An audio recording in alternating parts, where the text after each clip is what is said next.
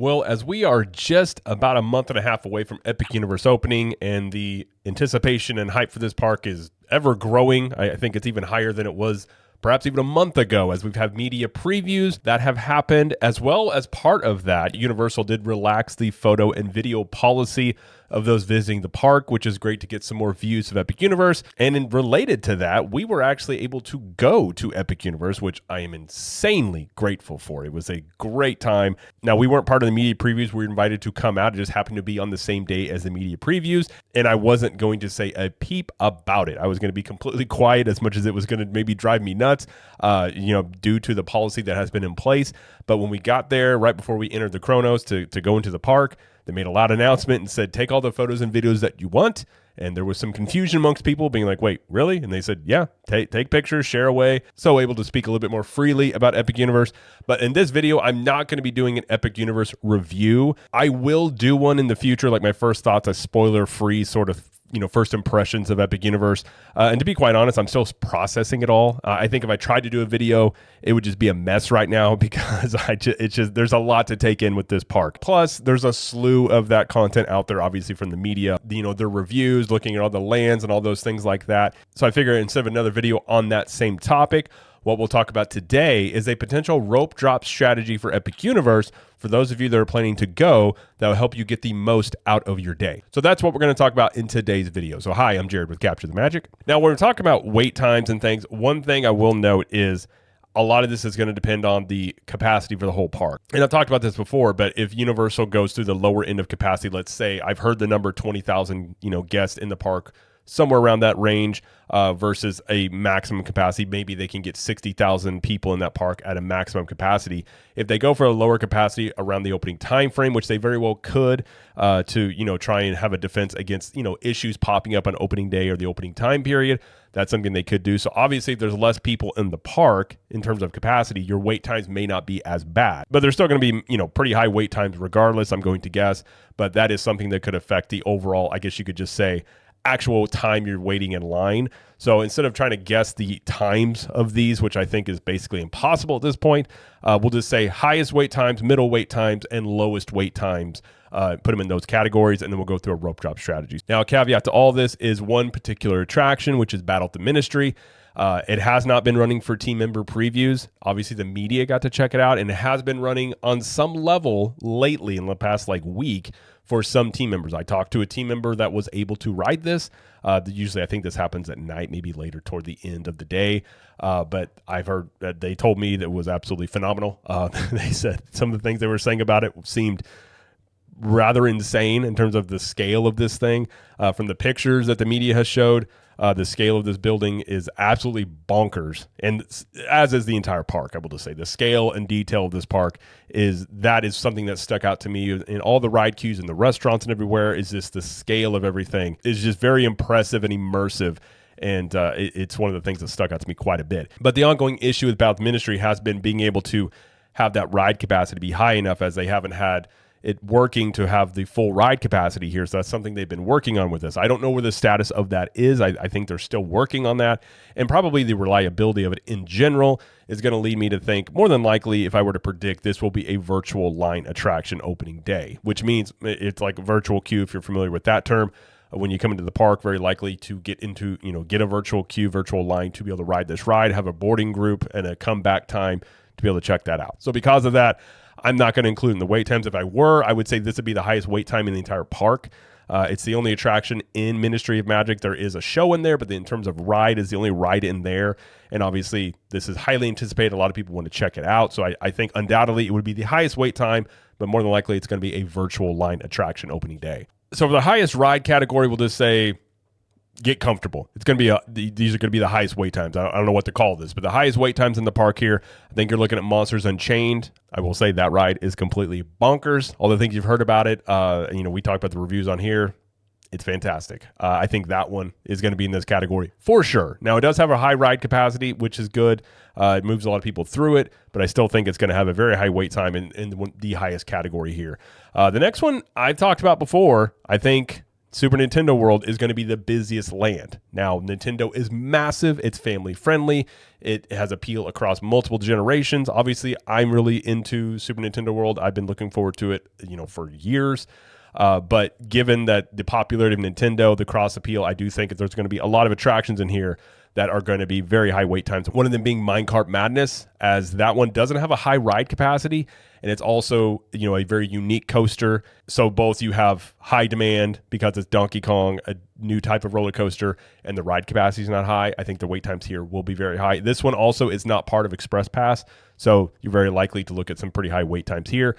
Mario Kart Bowser's Challenge, I think, is going to be very high wait time. Now, obviously, this ride is a known commodity. It's in Hollywood. It's in Japan. Given the appeal of Mario and Mario Kart, this one, even though some people have said they don't think it's a great attraction, I personally enjoyed it. I thought it was fine. I don't think it's the most groundbreaking thing you're ever going to do, but I do think this one, given kids and families can all ride it, I think the high wait times here are going to follow that. So I think this one's going to be in that category as well. And the other one that I think will be in this high wait category is Hiccup's Wing Gliders. Now, this one is the main coaster, main attraction in Isle of Berk. Isle of Berk is a very impressive land. And this ride is just exactly kind of what I thought it would be, which I've been calling it Baby Hagrid's, and it really fits up to that moniker, in my opinion. A lot of fun, and I think it's not too intense for littles. I mean, it depends on, how little and what thrill seeking they're into, but it will have broad appeal amongst families and kids and adults. So I think it's one that will have high wait times there. And just given, I think the word of mouth will be it's a fantastic ride. So I think that one is going to be pretty high wait times as well. So I think those are going to be your highest wait times in the park. The middle category, I would say you're looking, maybe around an hour, maybe a little bit less than an hour. I think you're looking at probably Stardust Racers. Now, obviously, this is a very intense, high thrill roller coaster, but it does have a high ride capacity. And if you look at, say, Velocicoaster, after that one came online, obviously there was a lot of demand for it, but it's kind of settled into where a lot of times it's 60 minutes or less. A lot of it is due to the fact that it is a very intense roller coaster and that doesn't have broad appeal to a lot of people necessarily. But I think this one will fall into that category. I think Curse of the Werewolf will also fall into that category, although I could see this one creeping up past 60 minutes on some days, but I think it, for the most part, will follow in that mid category of wait times. Obviously, you've got Monsters Unchained, and then this one is the other attraction in that land. So I kind of feel like that's where that one will fit. And the other one I would probably throw in here is Dragon Racers Rally. Now, this one has a very low ride capacity, very slow loading process as well. So this line is not going to move that quickly. It's also not part of Express Pass. So this one, I'm not exactly sure what the wait time will be. Me personally, if it's 45 minutes or more, I don't really probably think it's worth it. I would go wait till later in the day, or maybe there's a lull in the wait times here. But this one potentially could creep up on wait times again because it is low ride capacity, no Express Pass. And it's an attraction that the kids can do. It's got it kind of goes up kind of high. It kind of depends on the child, but it is one that I think will fit in this middle category more than likely. And when it comes to the lowest wait times category, these are mostly the kiddie type attractions. Constellation Carousel, I think, will be one. Many times, 30 minutes or less for a carousel. It's great. I want to see it at night. It is very unique, kind of more like dancing on a platform is how these kind of operate, but very cute. Obviously, carousels are very, family friendly, but this is one I think will be in that lower category there. Yoshi's Adventure, obviously this is one that's a known commodity as well. Very kid friendly, very slow moving omni-mover type of attraction, but I think this one will settle in to be a pretty low wait time. Has pretty decent ride capacity. It's an omni-mover, so as long as it doesn't break down, it should move people through it rather well. And then Fire Drill, which is the other ride in Isle of Berk. This is the slow moving boat ride where you shoot water at other people and people shoot water at you. I don't imagine this one's going to have a very high wait time. Obviously, people don't always want to get wet in a theme park. We didn't do it because I didn't really feel like getting wet. For that reason, it's not really a thrilling attraction. It's much more family friendly for kids and families. I think this one will fall into the lowest category there. So that's kind of where I think we put the wait times into categories here, how you could be looking at those. So when we're talking about rope drop strategies, getting the most out of a day at Epic Universe, I think undoubtedly it's going to be the best bet to stay on Universal property. Now, first off, the hotels are very well priced for the most part. Now, the demand is going to go up, especially toward Epic opening, so those prices will creep up. So I wouldn't wait necessarily if you want to stay on property because I think those prices are probably only going to go up. But you still have some hotel categories that have some very good pricing, especially even compared to off property. But the thing that I think gives them the edge is the fact that you get early park access by staying on Universal property. You get an hour before the park opens before anybody else can check things out. And the areas of Epic Universe that are going to be available for early park access are Super Nintendo World and Stardust Racers. So again, I think Super Nintendo World potentially is going to be the busiest land in Epic Universe. So that gives you a head start right off the bat to get into that land before the masses of everybody else come in. So I think staying on property is going to give you your best bet. So if we're staying on property here, you're rope dropping in, I'd say the first thing, head over to probably go try and do Minecart Madness right off the rip. You know, that ride also has had some downtime issues as well, so that is another attraction that could go down. Again, it's a very unique kind of roller coaster with that arm that holds the minecart up. So for that reason, I'd probably try and ride this first thing in the morning, have the lower wait times, because again, this is not going to have Express Pass along with it. So I think it makes the most sense to come over into Donkey Kong Country and ride Minecart Madness first. If you're able to get that done rather quickly, I would then go do Mario Kart Bowser's Challenge, because again, that one is going to have some higher wait times, especially as the Super Nintendo World gets more people coming into it. So I think if your goal is to try and ride as many attractions as you can, I think that's the caveat to this is kind of the strategy for this. When you get done with Minecart Madness and you get done with Mario Kart Bowser's Challenge, let's say when you get done with those two, the early park access is over. At this point, you've already knocked out two of the bigger attractions in the park in terms of wait times, and given the Battle of the Ministry is likely to be a virtual line attraction, so that is one you don't necessarily have to try and have a strategy to get into other than when your time is called. So when you get done with Minecart Madness and Bowser's Challenge, given that Dark Universe is the next portal over, I would go over into Dark Universe and ride Monsters Unchained at that point. Now, a lot of people are going to be rope dropping when they get into the park after the early park access into Dark Universe, undoubtedly. But Super Nintendo World is before it. But again, with the mass appeal of Nintendo, I do think a lot of people will go into Super Nintendo World first, also because it's just right there as well. So you can go into Dark Universe and then hit Monsters Unchained at that point. The wait time may not be terrible then. And then also this ride does move people through it rather quickly. So that is something that you have the benefit of at this point. So once you get done with that, you could go ahead and hit Curse of the Werewolf since it's right there and it's going to be a moderate wait time. So that one is one, maybe it makes sense to do it then. And then once you're done with those two attractions, again, you've gotten a lot done at this point. Maybe, hopefully at this point, you're still mid-morning, maybe late morning, somewhere around there. So you're already a head start out of most people who didn't get early park access. Now, after Monsters Unchained and doing Dark Universe, it's going to depend on what type of attraction you want to do. If you're a thrill seeker and you're wanting to check out Stardust Racers, this may not be a bad time to go over there and do that. Now, I don't really know midday or this time period what the wait times may be, but again, you do have a head start on other people, and Stardust Racers will move people through it rather quickly because it has a pretty high ride capacity. So you might want to go knock out Stardust Racers in Celestial Park. You also, while you're in there, you could go ahead and do Constellation Carousel when you're done, because that one is going to be a pretty low wait time, especially if you got kids. So you could go do those two things. And at this point, you've gotten a lot of the major attractions out of the way. And given that Battle of the Ministry is very likely to be a virtual line, you wouldn't have to necessarily worry about Ministry of Magic Land just yet, but you could go into Isle of Berk.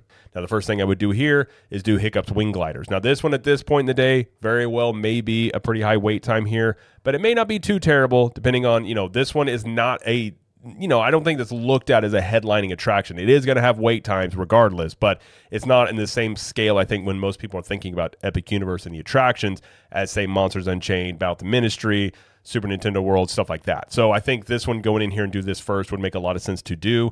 And then once you're done at that point, you could, if you've got kids, you might want to check out Dragon Racers Rally. Again, that one, though, I could see the wait times creeping up. So if you got off of this attraction, let's say Dragon Racers Rally was an hour plus, I personally wouldn't recommend waiting an hour plus for this attraction. I would wait maybe till later in the day. Maybe there's a lull in wait times. You can go there and check that out. Because again, it doesn't have Express Pass. So it's just going to be a slow loading attraction in general. If you got littles, you could go do Fire Drill at this point as well.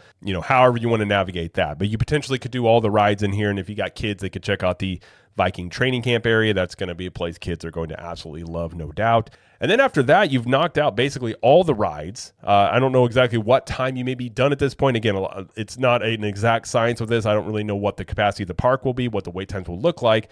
But at this point, you will have knocked out most of the attractions, and then hopefully your virtual line for Battle at the Ministry at some point. Maybe it was before any of these or after these. You go do Battle at the Ministry of whenever your virtual line number would be called. Now, I'm not going to guess what time you may be able to get all this stuff done, because again, we just don't know the details of just how busy this park is going to be, what that's going to look like. But I think overall that strategy would help you get the most out of a park day to ride all the attractions in a day here. At that point, maybe once you ride all the attractions, you then decide to go get a bite to eat somewhere, go get a snack, or perhaps you do that and then go check out the shows that they have. So in Isle of Berk, you have the Untrainable Dragon show that you can check out. And then also you have the Le Cirque Arcanu in Ministry of Magic that you could go check out. Now, I didn't put these in with the rides because these typically have set times they do these shows. And those typically are not going to have the wait times that attractions have. So these are much easier to do, after you've gotten a lot of the headlining attractions done at that point. Now, once you do all this stuff, presumably you're going to have more time in the park because it is probably, at least in my opinion, going to be open later. Team member previews have been open. The new ones are going to be open until 10 p.m. We do know there's a fireworks show and a nighttime show. So at this point, you could probably go into a portal that you want to spend more time in, maybe circle back to Super Nintendo World. A place like that has tons of little mini games and side quests you can do. If you've got a power-up band, you can do a lot of those activities, especially if you got kids. Those would be something exciting. You can do meet and greets. You've got meet and greets at Super Nintendo World, Dark Universe, Isle of Berk. Ministry of Magic doesn't have meet and greets, but they have roaming characters, so you can always interact with them a little bit there. And then Celestial Park, I do believe, now there has been some rumors that they have some budget cuts here with some of the actors and shows in this land. I'm not certain as to how accurate that is, but they are supposed to have some sort of, things going on in Celestial Park, characters and little interactive things you can do there. So you could check those out. You could also just go in and maybe ride another attraction if you want to, ride it again, get in line and do that there. So you could always circle back to do that and really just spend the rest of the time exploring the park, checking out more details of areas that you want to check out. Now, something we don't know about is, they haven't said, but we do know that there is going to be a fireworks show, or at least assumed a fireworks show and like a fountain show at the nighttime. Now, I'm not sure exactly what time it would be. Very likely would be toward park closing. I am curious about, to be able to see this, I do think you could basically view this almost anywhere for sure in Celestial Park. I don't really know where it's going to come into getting a seat or not. And they do have seating around the fountain. I think that will probably be pretty prime location for many people to check out those shows. But I do suspect you could probably watch this fireworks show and this fountain show basically anywhere in Celestial Park. So getting a spot for the fireworks may not be as big of a deal. Let's say if you're like a Magic Kingdom and getting a spot for Happily Ever After, that can be a very huge chore, and you've got people all over the hub and trying to navigate that. I don't know how it'll play out in Epic Universe. It could be just very similar to Happily Ever After, but I will say Celestial Park and these walkways in this whole park are huge. So you do have a lot of room for people to, go sit around the fountain. There's plenty of seating in Celestial Park, and now not enough for like major crowds coming in. Not everybody's going to have a seat, but I do suspect you'd be able to see this fireworks show from basically all over Celestial Park. So I don't know exactly how that part of it will go, but if you didn't want to take time for the fireworks show, you could go into the other portals, check all those things out, and then probably still hop into Celestial Park and be able to see a pretty good view of the fireworks show, because again, it's going to take place over the Helios Grand Hotel, which is in the back of the park. I think in terms of a rough draft, I guess I will just say, or prediction of a rope dropping strategy, I think that's a pretty decent one. And I'm kind of making this video to have this strategy and to see how it is, when the park's open. We're going to be their opening day and the second day. So we'll be able to report back and say which, if that's a good strategy or if that's not a good strategy. But I suspect, before even going, I thought this was probably a pretty good strategy. And after going and seeing some of these rides and kind of the wait times, how they kind of tend to go, I still think that that is a pretty good guess in terms of a rope drop strategy. Now, if you're not staying on Universal property, you're going to be in a disadvantage when you come in. I still would say potentially the rope dropping strategy would still be in place in terms of like trying to get the most out of your day. You're just going to be behind a lot of people who have already had earlier access than you. So Super Nintendo World, My Kart Madness, Bowser's Challenge, like the same blueprint I think would follow, unless it's just if you've got a ride that you're just dead set on doing, like say Monsters Unchained. At that point, you may need to be more picky and choosy about what you do, because you may run out of time or may not have as much time. You may be waiting in much longer lines for a lot of these things. So it kind of depends on what's important to you. But I definitely think, My Kart Madness, Bowser's Challenge, and then Monsters Unchained. Those three are going to be some of the highest wait times in the park, and I think those three doing right off the bat, whether you're getting early access or just getting into the park right when it opens because you didn't stay on Universal property, though that would still be a pretty solid strategy. You try to get the most rides done in a day. Now, if you're going to go for multiple days, like I think a lot of people are, you could then kind of set your days up to where you try and do, one side of the park one day, spend more time exploring those portals, and then the next day you go to another section of the park and do the same thing then. I think if you're going multiple days, that's a pretty good strategy. You won't feel as rushed. Then I definitely think if you're trying to do all the attractions in a day, you are going to feel very rushed, and you're just going to feel like you skimmed the surface. That's exactly how I feel. I feel like I didn't get to go in depth in any of the lands as much as I wanted to, but those are kind of the things you have to choose from. So if you only have one day, you kind of got to decide. Maybe you pick and choose a few attractions if you want to explore the lands more, or if you want to do all the rides. You may feel a little overwhelmed and like you didn't really get to experience everything. But again, I think this park, ideal situation, is a 2-day park to really check everything out and feel like you really got to explore all the things you wanted to explore, check out all the entertainment offerings, all the food options, things like that. And that's something to consider when you're looking at rope dropping this park. It's going to be interesting to see how this park, kind of operates and flows once people are in here and the park's open, to see where pockets form of low wait time, see how it is early in the morning. Because again, a lot of times, theme parks have a kind of a ebb and flow to them. If you go to them enough, you can kind of figure out little pockets to ride things and wait, don't ride something now, wait till later to ride it. In this park, we'll have that as well. It's just unknown what it will be at this point, and really when word of mouth of certain attractions, high or low come out, people will gravitate to those as well. So that's my strategy. That's what I'm sticking to for now. Let us know in the comments if you agree or you have a different opinion about a rope dropping strategy. And again, there's multiple ways to do that. I mean, it depends on what you want to do. If you have a very strong interest in just one or two particular lands in general, but this is just overall, if you want to try and do all the rides, all the shows, all the meet and greets and things in a given day, I think this strategy would give you the best bet to do that. And then if you do have 2 days, maybe you come back the second day and just check out all the details and the other portals that you missed whenever you're trying to ride all the attractions. So there's multiple ways to go about this park, multiple different strategies that you can employ. And when we do find out more strategies, once we're in this park, when it opens multiple times, we will talk about it on here, because that is something that I'm very interested in. And I know a lot of people will be that are planning to go to Epic Universe. But either way, that's going to be it, though, for this video. If you like this video, please like it and subscribe to the channel as we do lots of coverage here of Universal Studios, Epic Universe, Disney World, and pop culture. And let us know in the comments if you agree or disagree with the rope drop strategy that I laid out, and what changes would you make to it. And until next time, we will see you in the parks.